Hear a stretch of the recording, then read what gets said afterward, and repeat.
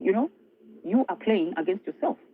When you are going and thinking that you are detoothing somebody or you are using somebody because you're cute, something will be demanded of you. There is no such thing as just taking without giving anything. There's no such thing without uh, you giving without being paid back. If you are a giver, you have to be given. Not necessarily by that person, but it is a spiritual law. Give, and it shall be given unto you. Give. It's more blessed to give than to receive. Because if you just do nothing but receiving, then receiving you have sold. And when you receive, something is spiritually being taken away from you. Your spiritual authority is being taken away from you. Your spiritual, you are being compromised spiritually. So that thing that you have no self-control over is the same thing that will destroy you because you have refused to take yourself seriously. The greatness in you is dying. You want a king to find you. You want your husband to find you, but you refuse to put the foolishness away. You have refused to put your lack of self-control away. You have refused to put your excesses away. People of God, you have greatness in you. And God is commanding that greatness to come out of you. And He's telling you, put the foolishness of the childhood behaviors off. So that He will bless you. He's already blessed you and sanctified you. See? Jeremiah, when God called him, He said He was sending Jeremiah to speak. And Jeremiah was feeling so unworthy. And he said, I cannot speak that. I can't speak. And he said, yeah, what I command you to speak. You're going to, but I cannot speak. He said, before I formed you in your mother's belly, I knew you. I sanctified you, a prophet. Meaning, even in your childlike state, there's a prophet in you. In your childhood state, you've been sanctified to do something. Your destiny is predetermined. But if you don't put your childish behaviors away, the enemy is going to use the same old behaviors, the foolishness of you, or rather in you, to kill the king in you and the queen in you. That's why some destinies never get accomplished. That is why some people are stuck in the capsule of time of foolishness, drunkardness. And that is the drunkardness the devil is using to kill what God wants to live. If you don't yield your heart to God today and put the foolishness away, the foolishness that we don't see, but the foolishness that is hidden inside of your heart, you and God knows about it. Be honest with yourself. If you don't put it away, something is being demanded of you, and you have to rise up and step to the plate. Put the foolishness away, so that the queen in you will rise up. The queen in you is revealed when you put the foolish woman in you away. The king in you is revealed when you put the foolish man in you away. That is why some people, if they are lucky enough to get married, they are either marrying a girl or marrying a boy, and marrying the foolishness, the foolish part of us, the foolish part of us that is impatient, the foolish part of us that does not forgive anybody, the foolish part of us that is easily angered, the foolish part of us that only loves when they are given, the foolish part of us that is entitled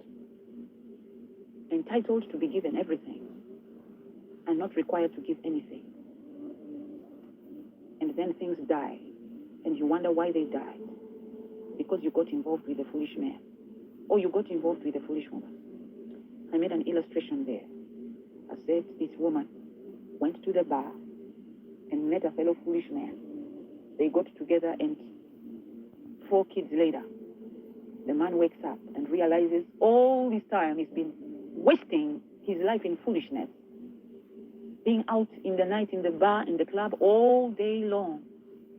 Even the little money that he made, the foolish woman has spent it all because she's give. I have to do my hair, I have to do my nails, and it's the guy who has to do it for me. It is the guy who has to provide for me. Oh, yada.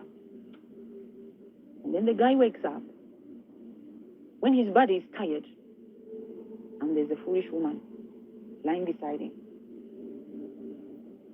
And the foolish woman who has refused to grow up, who has refused to put childhood behaviors away. She's gotten 4 children. And because she's foolish, she's gotten a child from Johnny, a child from Tom, and a child from Jerry, and a child from Jackson. And all these children look like the neighborhood children. And she's passed them on as John Bosco's children. The fellow for John Bosco. John Bosco is providing for children that are not even his.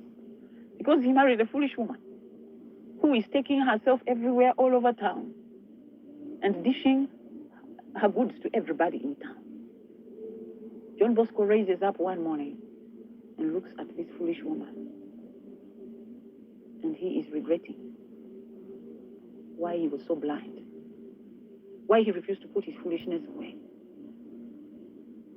And then the woman tells him, because he doesn't have any money anymore, so the woman tells him, I'm leaving. And the foolish woman will leave him with all the 4 children, never to be seen again. But these children are not even his children, because he's a foolish man.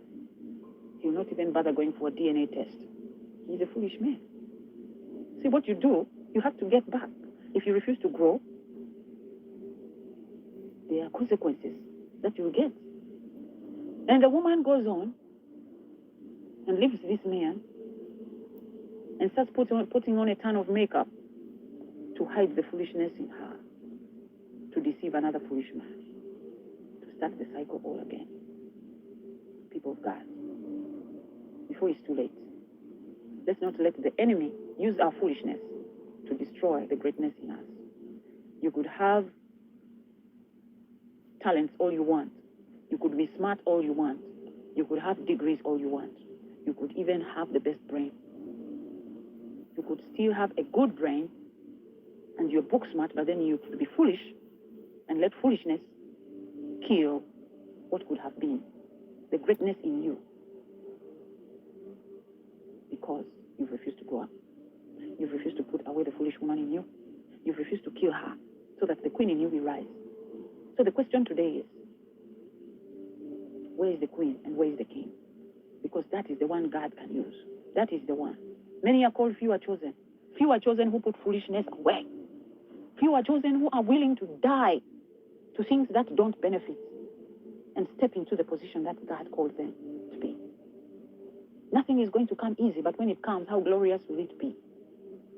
Glory comes when you put the foolishness away. There's a price to every crown. There's a price. The problem is, we want the crown without the price.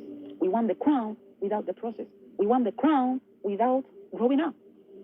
Even the son of a king, once he was a child, and he was a little prince, and the servants catered to him. But now that he is a man, he has to put the foolishness out away from him so that he can command respect from these servants. But if he's foolish and he's a drunkard, goes out drinking every night, partying every night, and wasting away every night, all he will be is a foolish prince who doesn't deserve the crown because he has refused to put foolishness away.